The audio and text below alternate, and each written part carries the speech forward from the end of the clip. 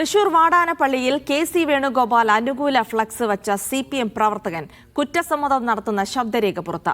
കോൺഗ്രസിൽ വിപ്ലവം ഉണ്ടാക്കാനാണ് ഫ്ലക്സ് വച്ചതെന്നും ക്യാമറയുള്ളത് ശ്രദ്ധിച്ചില്ലെന്നുമാണ് പ്രവർത്തകൻ അരവശ്ശേരി മുഹമ്മദിന്റെ വിശദീകരണം.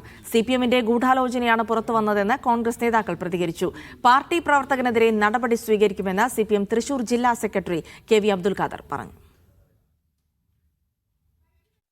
2 ദിവസം മുമ്പാണ് വാടാനപ്പള്ളി ഗ്രാമപഞ്ചായത്ത് ഓഫീസിന് മുന്നിൽ കെ.സി. അനുകൂല ഫ്ലക്സ് പ്രത്യക്ഷപ്പെട്ടത്.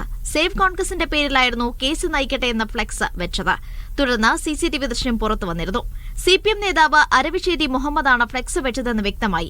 തുടർന്ന് UDF പരാതി നൽകി. CCTVക്ക് പുറമെയാണ് ഇപ്പോൾ കുറ്റസമ്മതം നടത്തുന്ന ശബ്ദരേഖയും പുറത്തു വന്നിരിക്കുന്നത്. ഏറ്റവും കൂടുതൽ ദേഷ്യമുള്ള ഒരു കോൺഗ്രസ് പാർട്ടിക്ക് വിപ്ലവം ഉണ്ടാക്കാൻ വേണ്ടിയിട്ട് മാത്രമേ ചെയ്തിട്ടുള്ളൂ. പിന്നെ ക്യാമറ അവിടെ ഉള്ള കാര്യം സത്യത്തിൽ എനിക്കറിയില്ല.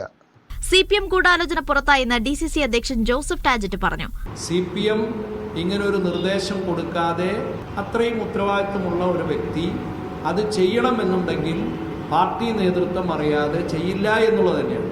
അതുകൊണ്ടാണ് അതിൻ്റെ പാർട്ടിയുടെ നേതൃത്വം ഈ കാര്യത്തെ സംബന്ധിച്ചുള്ള അവരുടെ നിലപാട് വ്യക്തമാക്കും. മുഖ്യമന്ത്രി ചർച്ച നടക്കുമ്പോൾ കലക്കവെള്ളത്തിൽ മീൻ പിടിക്കാൻ CPM ശ്രമിക്കുന്നുവെന്ന് PC വിഷ്ണുനാഥ് പ്രതികരിച്ചു.